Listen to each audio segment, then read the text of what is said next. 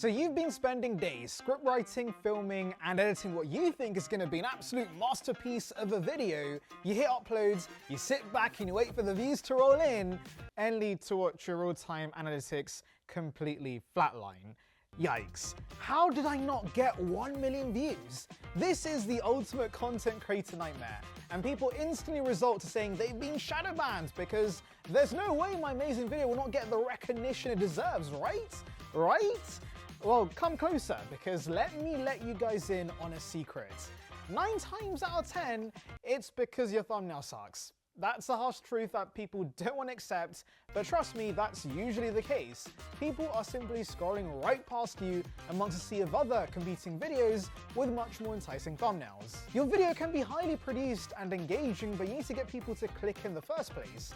But don't panic, because today I'm breaking down the exact formula to fix the CTR and turn casual scrollers into obsessed viewers. Before we dive into that, why don't you become a fan of our channel by liking and subscribing for straight-to-the-point content creation advice. Now let's start with the basics. Why is your thumbnail so important? Well, it's because it's the digital storefront of your video.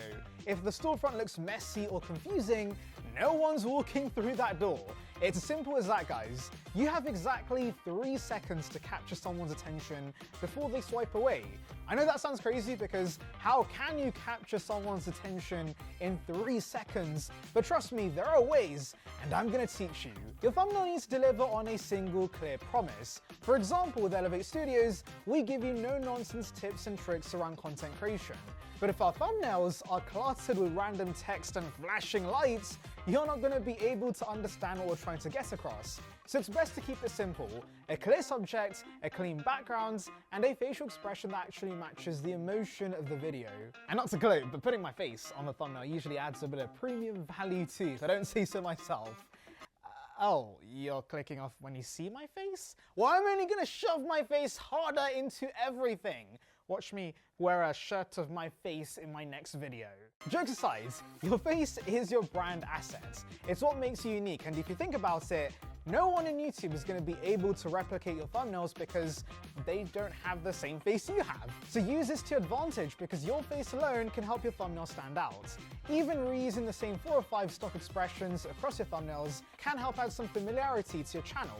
As soon as someone sees it, they know it's a channel because, well, your face is there.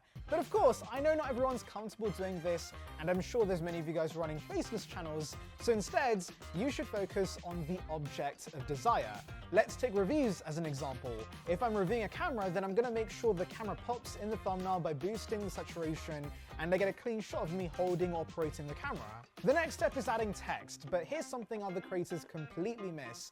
Stop repeating your video title inside the bloody thumbnail. I see this all the time, and I'm like, why are you like this? This is a massive waste of digital real estate. If your title says how to set up the Canon C80, your thumbnail text shouldn't say Canon C80 setup.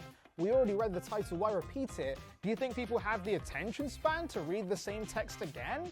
We're the TikTok brain rot generation, people. We forget what we were thinking about 2 seconds ago because our brains are the equivalent of a goldfish's. So it's important to use the thumbnail text to create curiosity or add a hook. So use words that trigger a reaction like, stop doing this, or instantly better. Keep it under 3 words max, because most are watching on their phones, and if your text looks like a mini essay, no one's going to be reading that, and they're just going to scroll past. One thing I've actually started doing before pushing any thumbnail live is the squint test. It sounds ridiculous, but trust me, it works. Zoom out on your thumbnail until it's tiny on your screen, close your eyes halfway, and then squint. Can you still tell what the video is about? If the text becomes unreadable, or if the subject blends into the background, you need to go back to the drawing boards. That's why it's important to use solid colors like white or black for the text, since they're more likely to stand out against your background. Also add shadows too if needed. This again all depends on the background you're using in the thumbnail. Now, designing a high converting thumbnail is one thing, but if your actual video environment looks messy, people are gonna click away regardless within the first 5 seconds, destroying your retention. Which is a not so subtle flex about what sets us apart at Elevate Studios. You don't need to spend 3 hours fighting with lighting placement or clearing out a messy bedroom space just before you film. You can literally come here, take advantage of this amazing studio space, sit exactly where I'm sitting, and make use of all this amazing high-end gear to make your content look absolutely elite. Check out the link below to book a session. Let's now talk about building that brand language through your visuals. Consistency is what makes people come back to your channel, so make sure to use the same font styles, a consistent color palette, and a signature layout so that whenever a viewer sees your thumbnail pop up on their homepage, they instantly know it's a video from you before they even read the channel name. For example, for keen-eyed viewers out there, you may have noticed we have specific fonts in our thumbnails, which is Oswald's, and also have a colored background so that my beautiful mug can actually stand out. This fits with both the brand guidelines we have at Elevate, but also gives the viewer a sense of familiarity because they know this is the style we usually go for. Now, I do want to finally talk about which apps I would recommend to make these thumbnails. Of course, most industry professionals are going to recommend Photoshop, and I'm sure it's great, but it's also very expensive. It's like £50 a month. I don't have the money for that unless you find the pirated version, which I definitely would not recommend. But more importantly for me, there is a learning curve. I've used it for a bit, but I still haven't become completely comfortable with it, which is why I prefer Canva for its more simplified layout. I think it covers the basics for YouTube, but if you have the Pro version, you actually get some fancy AI features as well. I know AI is being shoved into everything nowadays, but seriously, the AI here is genuinely useful, with you being able to write down changes you would like, for example, changing text in the background of an image, or also being able to instantly remove the background from the subject. It syncs across all your devices as well, and I know this sounds like a sponsored segment, but trust me, it isn't. I just love Canva this much. If you made it to the end of the video, comment the word pineapple down below.